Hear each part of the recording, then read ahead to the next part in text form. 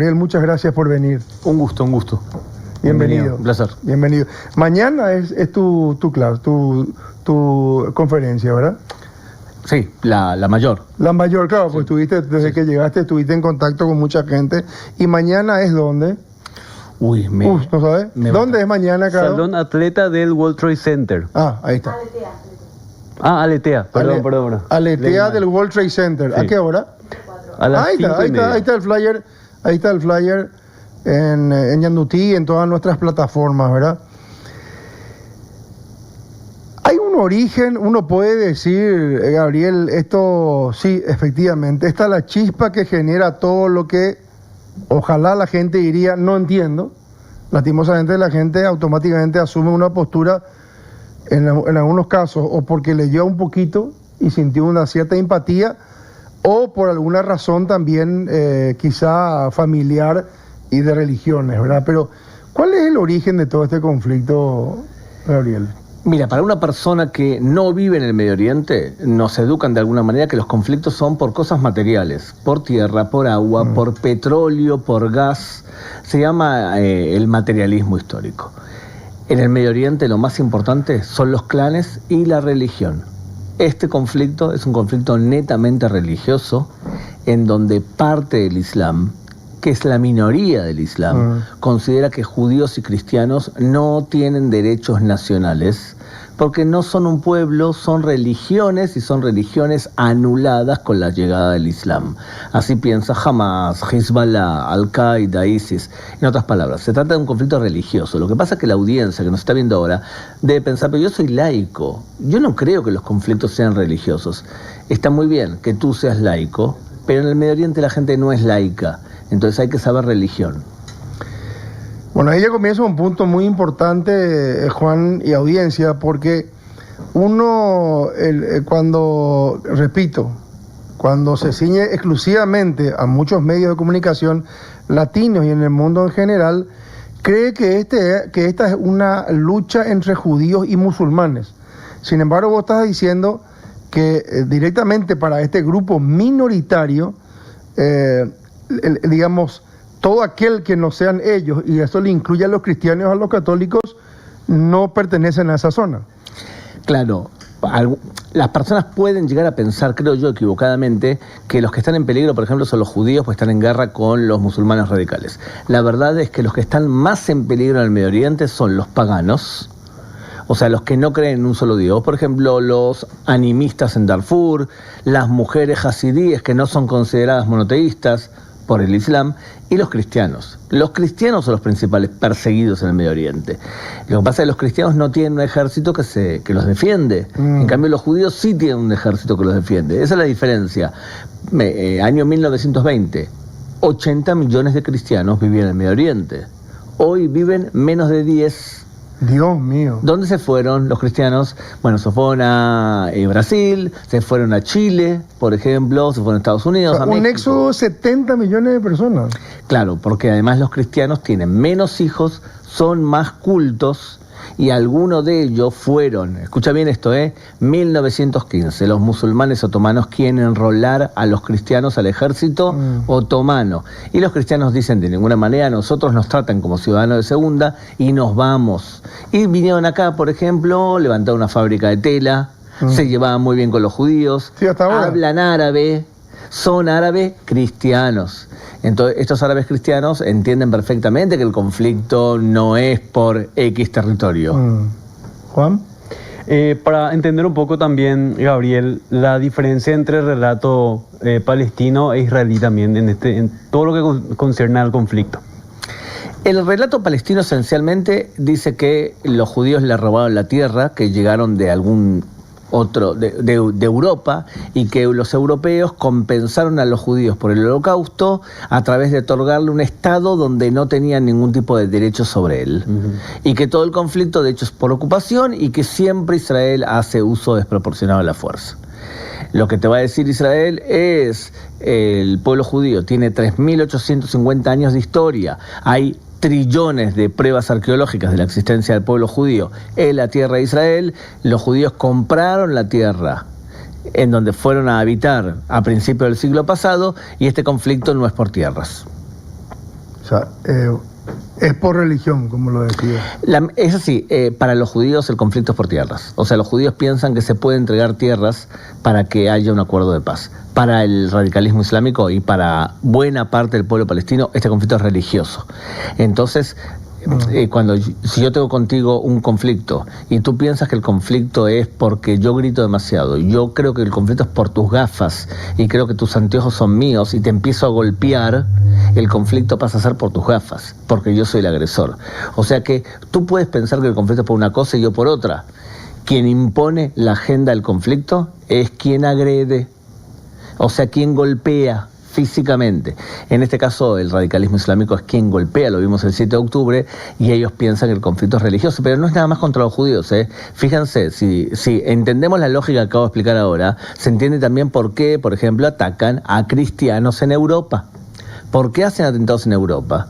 Porque es el mismo principio teológico. ¿Por qué volaron la embajada de Israel en Argentina o la AMIA? Por el mismo principio teológico. El problema con el radicalismo islámico no tiene que ver con Israel, tiene que ver con la cultura occidental y los valores de Occidente. Gabriel, ¿cómo se solucionaría? ¿Cuál sería un posible fin de este conflicto? ¿El diálogo o cuál sería el camino? Juan, ¿naciste cristiano? Sí. Según lo que te enseñaron cuando ibas a la iglesia, o cuando ibas al colegio, o tus padres, ¿es lo mismo una persona cristiana hoy? La educación que tú has recibido en comparación con la educación cristiana que recibió una persona durante las cruzadas o durante la Inquisición? Totalmente distinta. ¿Por qué? ¿Qué pasó en el camino, Juan? Y hubo evolución, los tiempos cambiaron. Muy bien. El Islam internamente va a tener que evolucionar y moderarse, porque lo que vemos hoy es una reacción religiosa a la Primera Guerra Mundial. Entonces tenemos una extremización histórica, momentánea, que se puede moderar. Si se modera eso, es probable que la concepción con respecto a cuál es la relación que tenemos que tener entre judíos y cristianos cambie. Te voy a dar un ejemplo puntual. Después del Concilio Vaticano II, del 62 al 65, los cristianos determinaron que estaba mal culpar a los judíos de la crucifixión de Jesús. Y estaba mal decir que los judíos son una religión falsa. Ese concilio, que se llamó el Concilio Vaticano II, hace que hoy judíos y cristianos vivan en una especie de luna de miel, en una relación armónica y de coexistencia. Esa reforma que acabamos de citar no se vivió todavía en el Islam y menos en el radicalismo islámico. Lo que pasa es que si yo me topo con un imán musulmán en Asunción, es muy probable que él piense parecido a mí, porque él no vive en el Medio Oriente y no es radical. Pero en el Medio Oriente hay muchos radicales, no son poquitos, Importantísimo para entender las motivaciones de este grupo específicamente. Sí, y es muy importante lo que está diciendo Gabriel, Juan, que tiene que ver también con el ecosistema, con el lugar donde uno está. Porque acá uno, en Paraguay, si hace una reunión, como yo tengo varios grupos que nos reunimos durante la semana, y en ese grupo, Gabriel, hay no sé, a veces hay una buena cantidad de descendientes de sirios, de libaneses, y que no tienen ningún tipo de odio. Máximo en algún momento dado, te puedo hacer una broma pesada, pero te das cuenta que es un pozo, o sea, que es un boludo. O sea, no lo hizo realmente con odio. No hay, porque esa relación no existe, no hay una relación de odio aquí en Paraguay. Ojo, mira lo que acabas de describir, Acá el problema no es que él sea sirio, libanés, ni nada por el estilo, porque él puede ser de esa nacionalidad e incluso venir de familia árabe.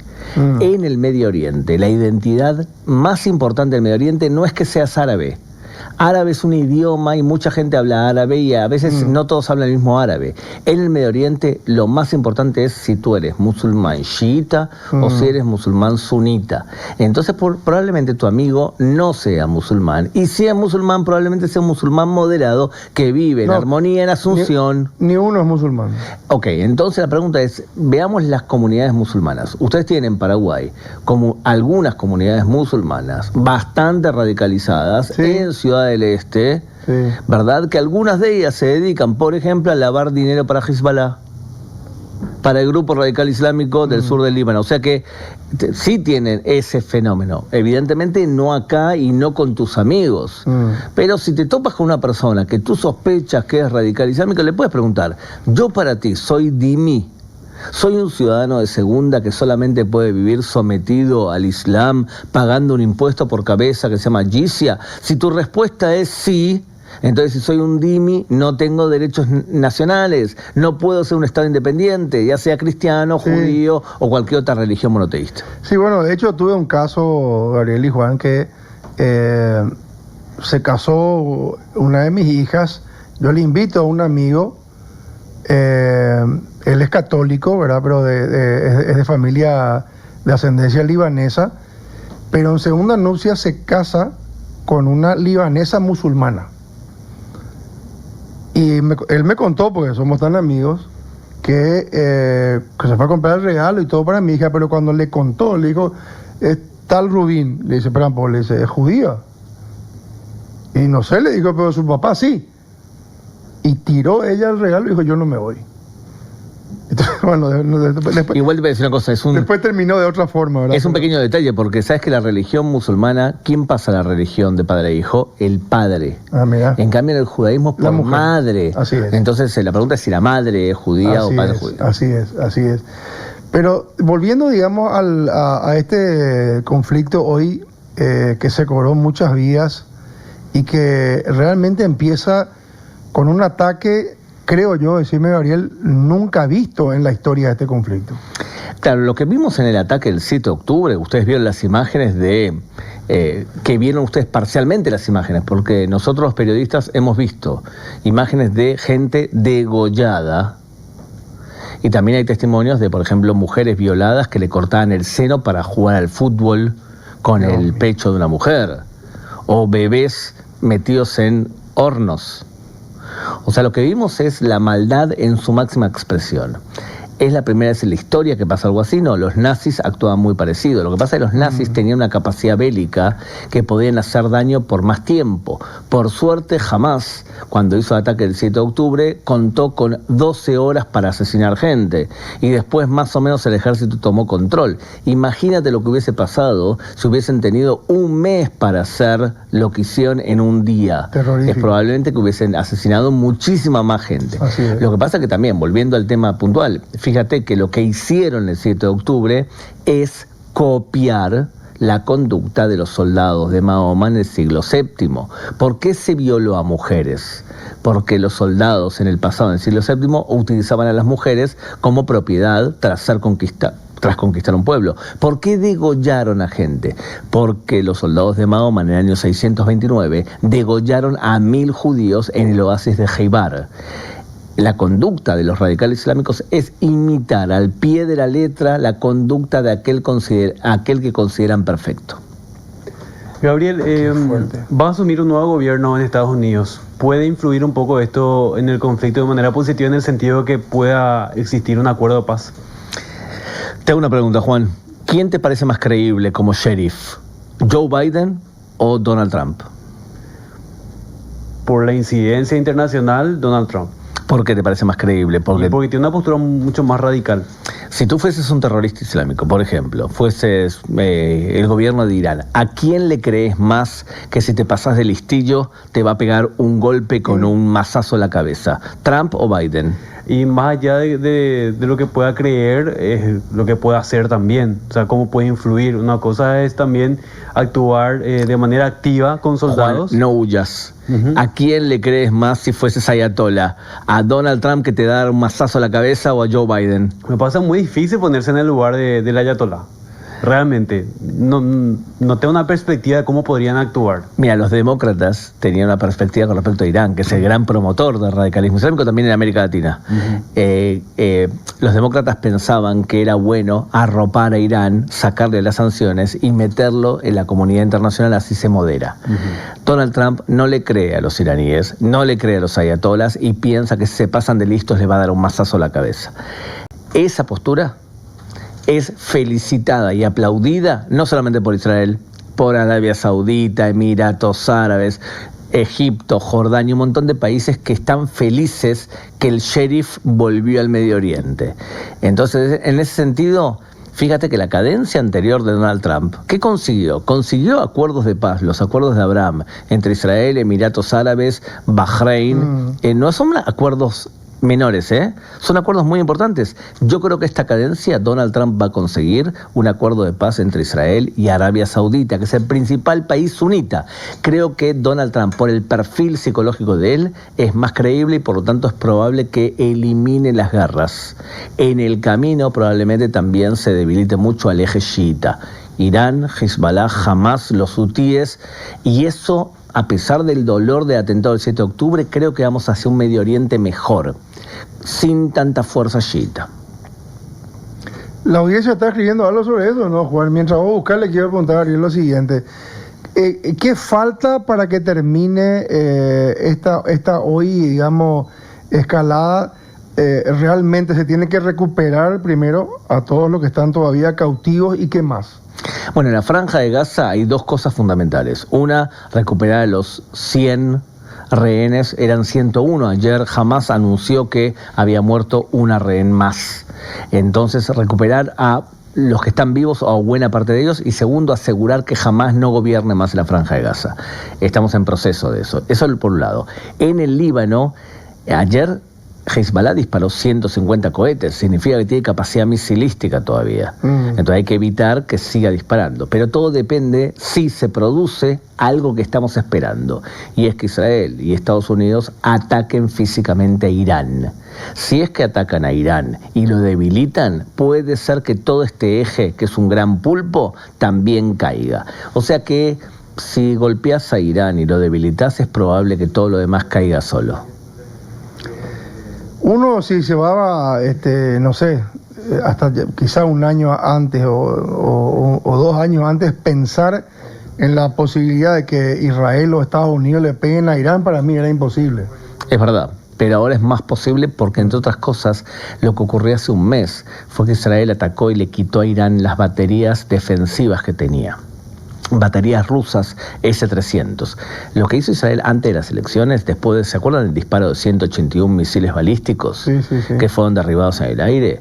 Bueno, fue devolverle, quitándole la capacidad defensiva. Es como que yo lo que hago es, me quiero pelear contigo, te ato una mano, te ato otra mano, te ato los pies, y estás a mi disposición para poder, si quiero, pegarte nuevamente. Eso fue lo que ocurrió técnicamente hablando con respecto a Irán. O sea que la pregunta es ahora si alguien va a atacar. Mi estimación, no van a atacar hasta el 20 de enero. El 20 de enero asume Trump. No tiene ningún sentido en este periodo de transición demócrata provocar que los demócratas sufran un dolor de cabeza. Tengo la intuición que va a ser después del 20 de enero. A ver, acá estamos recibiendo un mensaje que dice: Pablo, en Medio Oriente los gobiernos teocráticos son los que promueven el odio y persecución por motivos religiosos. O sea que coincide, el que está escribiendo conoce Medio Oriente, porque fíjate que cuando Hamas atacó, no gritó con una bandera en la mano, no gritó que viva el socialismo, que viva el comunismo y me encanta Cuba, y que viva Maduro, gritaba Allahu Akbar, que significa Alá es el más grande de los dioses. Es por eso que a veces el problema que tenemos es que en nuestras academias, universidades y a veces periodistas sufren el síndrome del espejo, y es que tú eres laico y piensas que todos son laicos. Tú eres demócrata y piensas que todos son demócratas. Tú eres buena persona y piensas todo. Entonces no puedes analizar el Medio Oriente de la manera que te viene cómoda a ti, traduciendo al Medio Oriente el idioma que tú conoces. Tienes que analizar el Medio Oriente en el idioma del Medio Oriente. Hola Pablo, Juan y Gabriel, buen día. Aunque usted no lo crea, el islamismo fue una conspiración judía para perseguir y destruir el cristianismo. ¿Otra opinión? Sí, no es así. No, el radicalismo islámico surge de ciertas tendencias teológicas dentro del Islam y se manifiesta con mucha fuerza después de la Primera Guerra Mundial. No tiene que ver los judíos y los cristianos. Lo único que tiene que ver sí es que en toda religión monoteísta existe lo que se llama la teoría del supersesionismo, que es que la religión anterior es falsa y ha sido reemplazada por la nueva. En el Islam también existe eso, por lo tanto, cristianos y judíos son religiones anuladas. En árabe se llama Din al-Batel. ¿Cómo control radical en la frontera en Argentina? Mira, no entiendo mucho el mensaje, pero... Sí, lo que está diciendo es, el atentado de la AMIA, por ejemplo, fue planificado en parte y fue financiado en parte por lo que pasa acá en la triple frontera. Sí. Entonces eso sí es un problema. Lo que pasa es que yo me imagino lo siguiente, imagínense que ustedes tienen a un gobierno que tiene que lidiar con fronteras muy porosas, muy permeables, con otras amenazas. O sea, yo como paraguayo, ¿qué pensaría? ¿Qué es más importante y relevante inmediatamente para mí? ¿El terrorismo internacional o el tráfico de drogas? Por ejemplo. Y bueno, es mucho más abundante lo segundo, el tráfico de drogas. La pregunta del millón, ¿sabes cuál es, Juan? Si el gobierno tiene intención de evitar que eso se expanda y si tiene la capacidad. Muchos gobiernos no tenían ni la intención ni la capacidad. A mí la impresión que me da es que hay muchos gobiernos en América Latina, como por ejemplo el gobierno actual de Paraguay, que tiene la intención clara de esto evitarlo. Si tiene la capacidad, Dios ya constatará. Eso ya es otra historia un poco más difícil. Yo creo que le falta mucho todavía, pero por lo menos la intención ya genera algo diferente. Eso es muy bueno, lo mismo que el gobierno de Milei, lo mismo que el gobierno en Uruguay. Exacto. Son gobiernos que tienen conciencia que aquí está operando algo mucho más grave de lo que nos imaginamos. Ahora, ¿por qué se produce esa afinidad entre Irán, los grupos de extremistas palestinos y todos estos países de izquierda en Latinoamérica? O sea, ¿cuál es el punto que los une? ¿Cuán cruel querés que sea? Súper cruel. Primero te voy a decir algo general. Yo creo que las extremas, derecha e izquierda, tienen algo en común. Son esencialmente anti-intelectuales. O sea, son analfabetos. Extrema derecha y extrema izquierda son gente analfabeta. Vos le preguntás un poquito más allá de sus narices y te das cuenta que tienen errores conceptuales terribles. Ahora, te lo voy a explicar en forma general, ¿está bien? Sí. Lo que está de moda ahora en universidades, en academias, se llama la interseccionalidad. Digamos lo siguiente. Digamos que el que nos está escuchando ahora es mujer. Y esta mujer es una mujer de color. En Estados Unidos, ¿qué probabilidad tiene que esta mujer de color sea pobre? Mucha. Mucha. Tal cual. Esto es lo lógico de la interseccionalidad. Lo que pasa es que la gente de la interseccionalidad dice, si vos sos mujer, sos pobre, sos de color y sos LGTB, tenés 4 identidades que siempre son víctimas y por lo tanto tenés un montón de derecho al pataleo. Tenés derecho al pataleo y no tenés que rendirle cuentas a nadie. Entonces dividen al mundo entre identidades que son identidades víctimas e identidades que son victimarios. ¿Quiénes son las víctimas siempre? Todas las mujeres son víctimas. Sí. Todos los hombres de color hoy son justamente víctimas. un día para recordar eso, ¿verdad? Entonces dividen al mundo entre buenos y malos. Las víctimas están, por ejemplo, los palestinos, los musulmanes, los pueblos aborígenes. ¿Y entre quiénes son las víctimas? Bueno, si usted, señor, usted es un hombre blanco, heterosexual, usted es la epítome del mal, según esta percepción de mundo. Y si usted es judío, también está entre los poderosos. Lo que pasa con esta gente es que divide el mundo entre víctimas y victimarios, y lo que dice es que todos los que somos víctimas tenemos que unirnos de manera incondicional contra el mal. Entonces, ahí se explica por qué grupos LGTB se unen a Hamas. ¿Qué los une a un homosexual que si estuviese viviendo en el Medio Oriente lo colgaban de la Plaza Mayor? ¿Cómo puede ser que apoye algo así? No tiene sentido. La interseccionalidad. Son gente, te vuelvo a decir, que piensa de forma irracional y que apoya cruzadas sin pensar lo que está apoyando. ¿Por qué? Porque divide al mundo entre buenos y malos. Entonces, vemos movimientos feministas que apoyan el ataque del 7 de octubre o que lo solapan. Vemos a gente de extrema izquierda que solapa a quien explota a trabajadores. Bueno, ¿qué los une? Es una forma de una alianza irracional contra todos los valores que ellos odian. Entonces se entiende. Lo que pasa es que tiene una inferioridad intelectual enorme. Cuando alguien te explica algo así, dice, pero ¿estás hablando en serio? ¿Vos vas a apoyar cualquier causa sin pensar que estás apoyando? Cuando eso ocurre, te das cuenta que la persona no tiene mucha profundidad intelectual. Ahora, por otro lado, no sé si el planteamiento, digamos, puede ser válido o no, pero si uno mira desde el punto de vista comercial y de marketing, uno dice, los musulmanes radicales tienen el mejor marketing del planeta, porque si vos ves el avance de los musulmanes en Europa, Es impresionante, o sea, si los católicos, cristianos, judíos y minorías disminuyen y los musulmanes crecen de una manera brutal.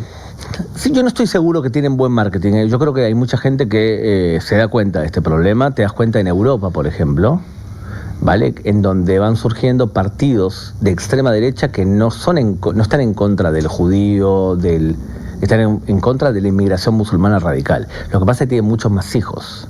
Muchos más hijos. Un europeo promedio hoy, ¿sabes cuántos hijos tiene? Uno. Claro, uno, de promedio 1.1, 1.2.